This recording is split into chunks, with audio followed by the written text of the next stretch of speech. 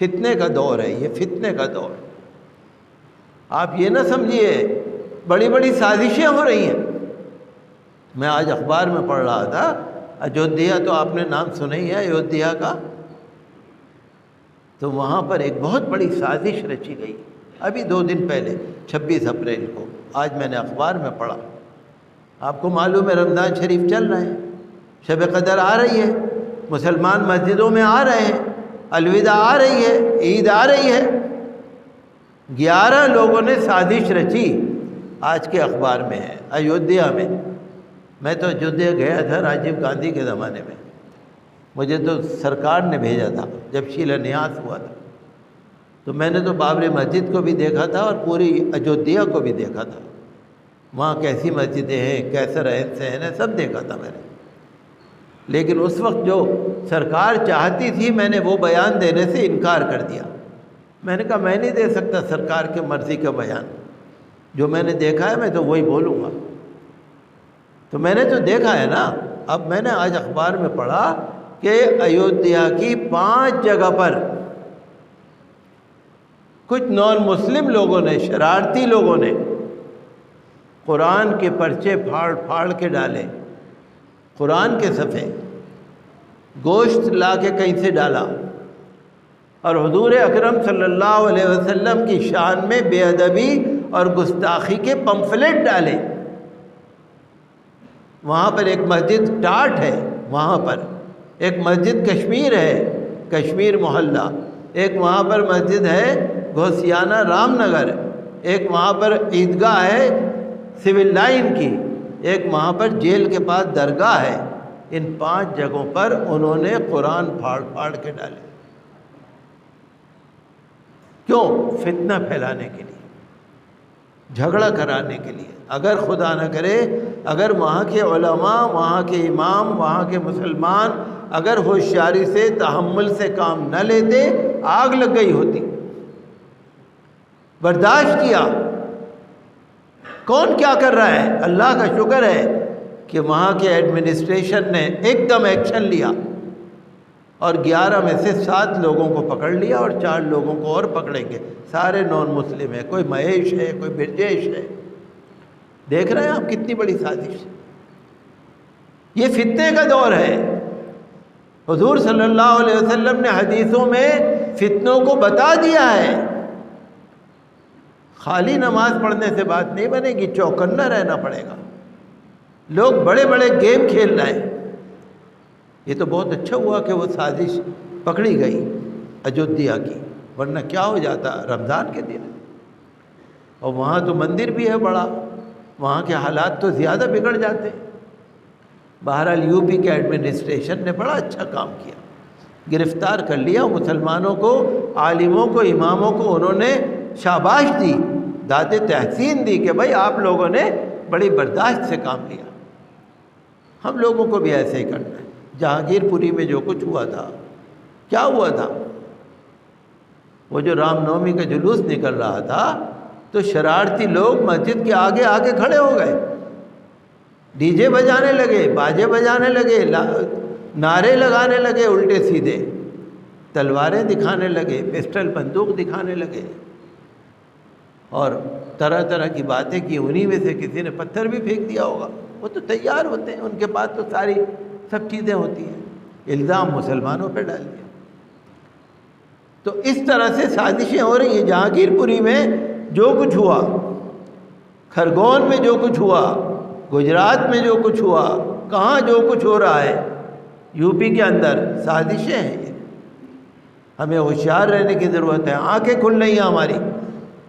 آپ نے دیکھا جہانگیر پوری میں بلڈوزر نے جا کے جو قہر ڈھایا، جو تباہی مچائی، جگہ جگہ پر جو مسلمانوں کے ساتھ ناانصافی ہو رہی ہے، دھرم سنسد والے جو فتنے پھیلا رہے ہیں، جو اشتعال پھیلا رہے ہیں، وہ تو اللہ کا شکر ہے سپریم کورٹ کو ہم داد تحسین دیتے ہیں، سپریم کورٹ کی تعریف ہے کہ انہوں نے ہماچل پردیش اور اتراکھنڈ کے اندر سخت آرڈر نکالا، خبردار دھرم سنسد نہیں ہونی چاہیے، اور سپریم کورٹ کے آرڈر کے بعد دھرم سنسد نہیں ہو رہی۔ دفعہ 144 لگا دی۔ یہ اللہ کا شکر ہے کہ حالات کنٹرول میں آ رہے ہیں، لیکن سازشیں برابر چل رہی ہیں، آپ اس سے بے فکر نہیں رہ سکتے آپ وہاں پر۔ تو جو آج کل آپ دیکھ رہے ہیں نا اخبار میں نے پڑھا، جنوبی دہلی کے اندر، ساؤتھ دلی میں جو وہاں کے میئر ہیں MCD کے، انہوں نے کلیئر کر دیا شاہین باغ میں، اوکھلا میں، جیت پور میں ڈیمولیشن ہوگا، ناجائز قبضے ہیں۔ بھئی آپ لوگوں کو ناجائز قبضے مسلمانوں ہی کے نظر آ رہے ہیں، کسی اور کے بھی نظر آتے ہی نہیں۔ دہلی میں 700 سے زیادہ کالونیاں ہیں جہاں ناجائز قبضے ہیں، لیکن شاہین باغ، اوکھلا، جیت پور اور جمنا کھادر جہاں پر مسلم غریب لوگ ہیں وہیں پر نظر آتے۔ بھئی یہاں بنگلہ دیشی ہے، یہاں پر روہنگیان ہیں، یہاں پر باہر کے آئے ہوئے ہیں، وہ جھوٹے الزام۔ ہم تو یہی کہتے ہیں بھارت سرکار سے بھی کہ انصاف ہونا چاہیے۔ یہ جو بلڈوزر چلا جاتا ہے نا، یہ بہت خطرناک ہے۔ اگر عدالت کے حکم سے جائے، قانون کے حکم سے اگر جائے تو کوئی بات نہیں، بھائی آپ مقدمہ چلاؤ، عدالت میں جائیں گے، ہم بھی جائیں گے، وہ بھی جائیں گے۔ اگر عدالت فیصلہ کرے گی تو عدالت کا جو قانون ہے اس کے مطابق ہوگا۔ یہ کیا بلڈوزر لے جا کے گرانا شروع کر دیا، لوگوں کے کاغذات دب جاتے ہیں، کپڑے دب جاتے ہیں، سامان دب جاتا ہے، پیپر دب جاتے ہیں، تمام قیمتی کاغذات دب جاتے ہیں، ملبہ بن جاتا ہے۔ تو ہم تو بھارت سرکار سے بھی یہی اپیل کریں گے کہ ٹھیک ہے، ہم قانون سے باہر نہیں ہیں، مسلمان قانون سے باہر نہیں ہیں، مسلمان کبھی قانون کی خلاف ورزی نہیں کرتے، لیکن اس سے نہ دیش میں ودیش میں نام برباد ہو رہا ہے۔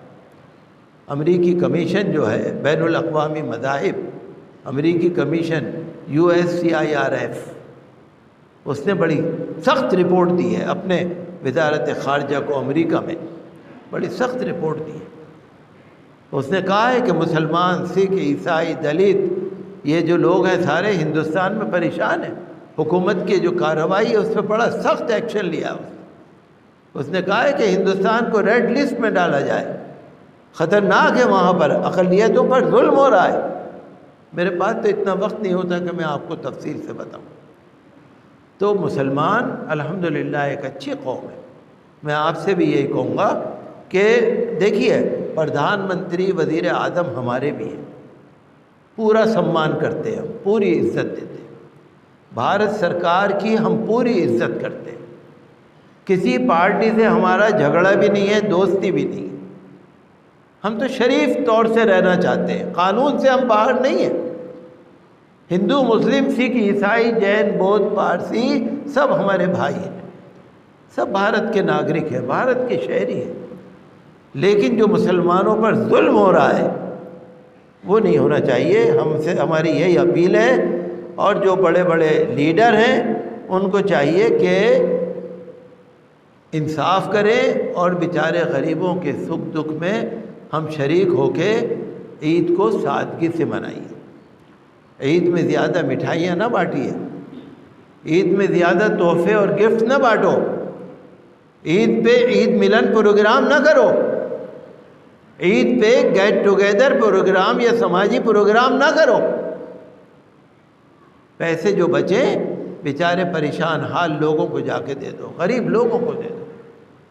جب ہمارے بھائی بہن پریشان ہیں تو کون سا دل چاہتا ہے کہ ہم عید منائیں؟ نماز ہم پڑھیں گے، اللہ کی بارگاہ میں گڑ گڑائیں گے، ہم دعا کریں گے، دعا سے ہی مسئلہ حل ہوگا، اللہ کے فضل سے ہی مسئلہ حل ہوگا۔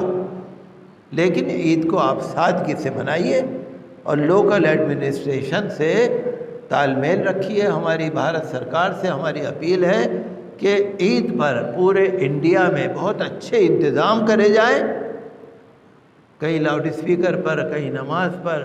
میں سن رہا تھا لوگ کہہ رہے تھے کہ جی روڈ پہ نماز نہ پڑھو۔